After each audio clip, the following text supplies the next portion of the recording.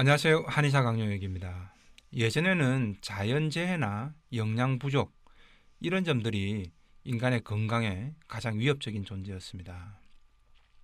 그러나 현대 사회에서는 가까운 사람과의 소통 문제로 인한 갈등 때문에 병을 얻는 경우가 훨씬 더 많습니다. 그래서 현대인들의 질병은 이런 정신심리적 갈등 해소가 중요할 때가 참 많습니다.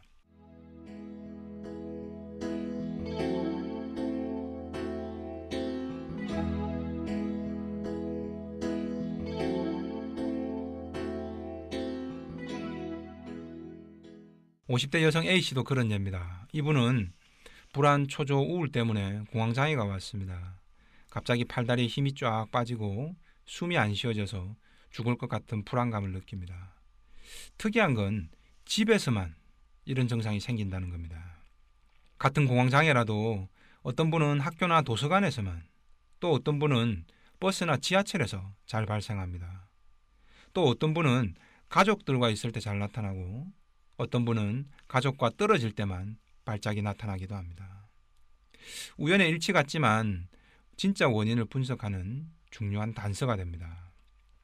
그렇다면 A씨는 왜 하필 집에서만 공황 발작이 반복이 됐을까요? 바로 남편과의 갈등 때문이었습니다. 남편이 보는 데서 병이 나타나야 하는 무의식적인 이유가 있었던 겁니다. A씨는 남편이 자꾸 이 일 저 일을 핑계로 집 밖으로만 겉도는 게 너무 싫습니다. 주말에도 집에 있지 않고 계속 배드민턴 모임을 핑계로 나갑니다. 심지어 A씨가 이렇게 몸이 아파서 밥조차 할 수 없는데도 남편은 운동을 해야 한다며 휙 나가버립니다. 집에서 자신과 함께 시간을 좀 보내줬으면 하는 A씨의 바람을 매몰차게 외면해버리는 거죠. 처음에는 이런 남편에게 투정과 잔소리도 해봤지만 남편은 그럴수록 점점 더 운동 중독이 되어버립니다. 눈보라가 치고 비바람이 부는 날에도 기를 쓰고 운동을 나갑니다. 그리고 운동이 끝나면 동료들과 뒤풀이로 식사나 술을 먹고 느지막이 들어옵니다. A씨는 이런 남편에 대해서 원망이 가득했습니다. A씨는 내 몸이 이렇게 아픈데도 나를 방치해두고 운동만 하러 간다며 남편을 원망합니다. 마음 같아서는 남편을 딱 자기 곁에 붙들어 두고 병수발을 들게 하고 싶은데 남편은 운동을 핑계로 계속 밖으로만 걷도니까 심통이 날만한도 하겠죠. 결국 말 안 듣는 남편의 고집을 꺾어 놓을 방법이 바로 공황장애였던 겁니다. 처음엔 A씨가 응급실을 갈 정도로까지 발작이 심하게 오니까 남편도 깜짝 놀랐겠죠. 당분간 운동도 가지 않았답니다. 근데 병원에서는 심장이나 뇌에는 아무런 이상도 없다고 하니까 남편은 또다시 금방 대수롭지 않은 듯 운동을 가버립니다. A씨는 결국 내가 계속 아파야, 그것도 더 심하게 아프고 수척해져야 남편이 정신을 차리겠구나라는 무의식이 생긴 겁니다. 이런 내적 갈등 때문에 아무리 신경안정제를 먹어도 불안이 가라앉질 않았던 거죠.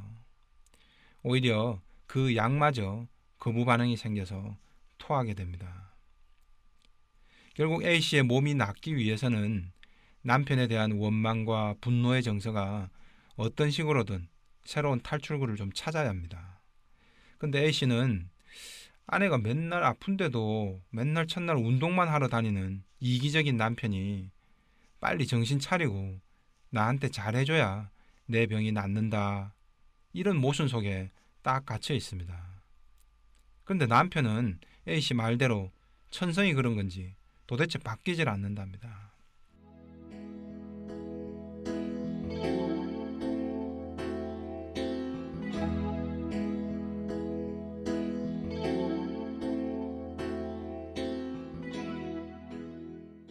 A씨가 탈출구를 찾기 위해서는 남편 원망보다는 왜 남편이 자꾸 집 밖으로만 겉도는가를 고민을 해야 합니다.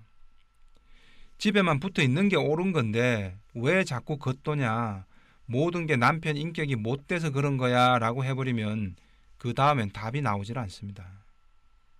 1년이고 2년이고 계속 A씨는 화병과 공황장애에 시달릴 수밖에 없는 거죠. 정작 남편이 왜 운동을 핑계로 계속 겉도는지는 모른 채 A씨는 남편을 볼 때마다 계속 잔소리만 하게 됩니다. 모든 별은 북극성을 중심으로 모여듭니다. 그럼 사람은 어떨까요? 바로 따뜻함입니다. 한겨울 따뜻한 아랫목에 옹기종기 모여들듯이 사람은 자신을 따뜻하게 대해주는 공간으로 끌리게 됩니다.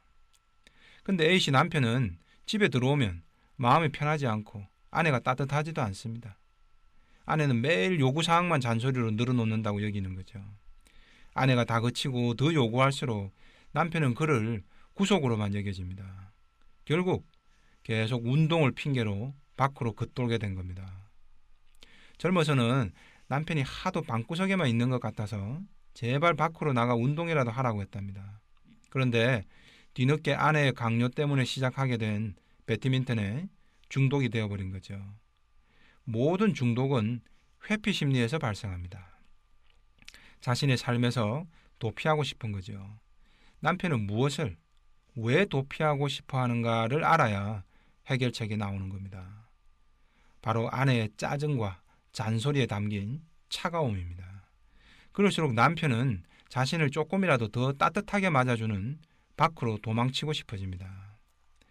발목 부상을 당해서 배드민턴을 칠 수 없는데도 기어이 운동을 하러 간다고 집을 나서는 것도 마찬가지입니다. 단순히 운동이 좋은 것만이 이유가 아닌 겁니다. 운동을 못하는 날에도 이발하러 간다 하고 나가서는 저녁까지도 들어오지 않는다고 합니다.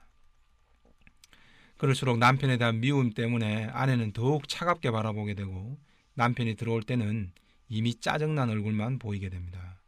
부부가 서로 악순환을 반복해온 거죠.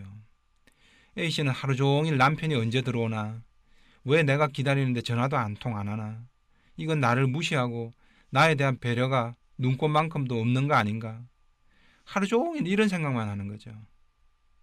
이런 생각을 하던 중에 바로 공황발작이 생겨버리는 겁니다. 어떻게 해야 이 악순환을 끊을 수 있을까요? 남편이 당장 바뀔 기미가 없습니다. 그럼 당장은 목마른 사람이 우물을 파야겠죠. 결국 A씨 자신이 먼저 변화를 시도해야 합니다. 못된 남편 탓만 해서는 A씨만 점점 더 깊은 병에 빠져들게 되는 거예요. 우선 역지사지를 해봐야 합니다. 남편이 집에 들어왔는데 아내가 매일 짜증난 얼굴만 보입니다. 그리고 자기 기준대로 안 해준다고 잔소리와 원망을 늘어놓고 몸은 아프다고 찡그립니다. 집안 살림도 못하겠다며 남편 보고 대신 하라고 합니다. A씨 남편은 현재 이를 지긋지긋한 잔소리로만 여깁니다. 마누라가 신경질적이고 바가지 긁는다고만 여겨집니다. 그렇다면 결국 집에 빨리 들어오고 싶을까요? 아니면 밖으로 어떻게든 도망치고 싶을까요? 그리고 한번 나가면 갑갑해서 도망친 건데 중간중간 집에 전화로 보고하고 싶을까요? 신나게 시간 가는 줄 모르게 재미난 것에 푹 빠져 있다가 오고 싶을까요? 사람은 즐겁고 기분 좋은 곳으로 가기 마련입니다. 마음 가는 곳으로 몸이 가겠죠. 남편이 왜 안 바뀌고 밖으로만 돌려고 하냐, 왜 그런가, 이런 걸 궁리를 해봐야 되는 겁니다. 거기다 대고 왜 나가냐, 왜 집에 좀 안 있냐, 이런 식으로 잔소리만 자꾸 하면 더 들어오기가 싫은 거죠. 이제 방법을 한번 바꿔봐야겠죠. 남편한테 먼저 당신도 갑갑할 테니 주말에는 실컷 바람 좀 쐬고 오라며 흔쾌하게 보내줘야 합니다.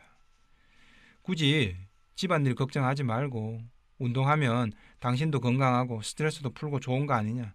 당신이 건강해야 나도 오래도록 잘 지켜줄 것 아닌가. 마음 편히 다녀오세요. 이렇게 보내주는 거죠. 처음에는 어쩌면 이 배려 없고 눈치 없는 남편이 정말 실컷 운동만 하고 올 수도 있을 겁니다. 하지만 기다려보자고요. 남편이 실컷 운동 잘하고 스트레스 풀고 들어왔을 때 좋은 얼굴로 대해주면 어떨까요? 조금은 아내에게 미안한 마음도 생기겠죠. 그럼 차라리 짧은 시간이라도 집에 들어와 있는 동안이라도 조금이라도 잘해주고 싶은 마음이 진심으로 생기지 않을까요? 마음은 콩밭에 가 있는데 몸만 아내 옆에 억지로 붙어 있게 해봐야 과연 아내에게 진심으로 잘하게 될까요? 억지로 엎드려 절받게 하면은 남편은 최소한의 것만 해주면서 자기 할 도리를 다 했다고 여기죠. 그래서 더 섭섭하고 A씨병은 낫지를 않는 겁니다.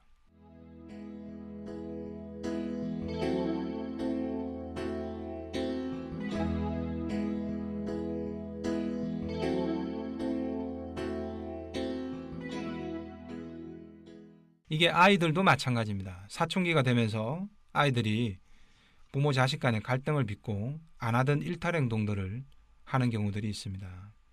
그러면서 기어이 부모 지시나 요구를 벗어나려고 애를 쓰게 됩니다.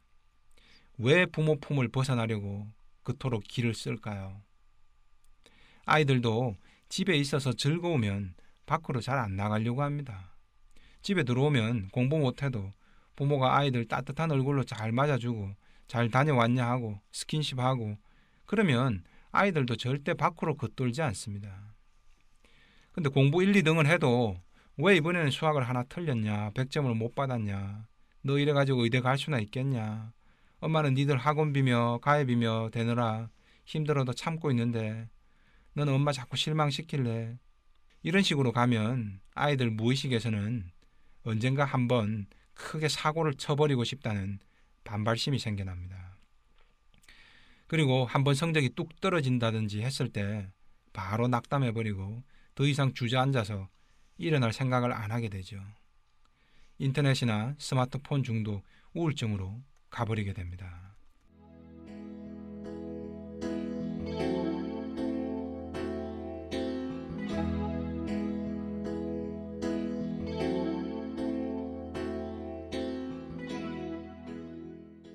남편이 외도를 해서 화병과 불면증이 생긴 B씨도 비슷한 경우입니다. 우연히 남편 카톡을 보고 자신도 알던 한 여성과 남편이 외도를 한 사실을 알게 됐습니다. 그런데 그 여성은 B씨 자신보다도 나이도 더 많고 외모도 훨씬 더 못났더라는 겁니다. 그래서 B씨는 나보다 젊고 예뻤으면 차라리 자존심이라도 안 상하지 어디서 저런 늙어 빠진 여자하고 바람이 난다는 게 말이나 됩니까? 라고 말합니다. 그래서 더 남편의 외도가 이해도 안 되고 잠도 더 못 잔다고 합니다. 자, 그러면 왜 그 말도 안 되는 일이 벌어졌겠느냐를 고민해 봐야겠죠. 왜 남편이 나한테서 겉돌고 나보다 더 못나고 나이도 더 많은 여자한테 빠졌냐는 겁니다. 바로 따뜻함이라는 거죠. 나는 비록 그 바람난 여자보다 젊고 예쁘고 심지어 커리어 우먼으로 돈도 잘 벌지만 남편에겐 따뜻하지 않았다는 겁니다.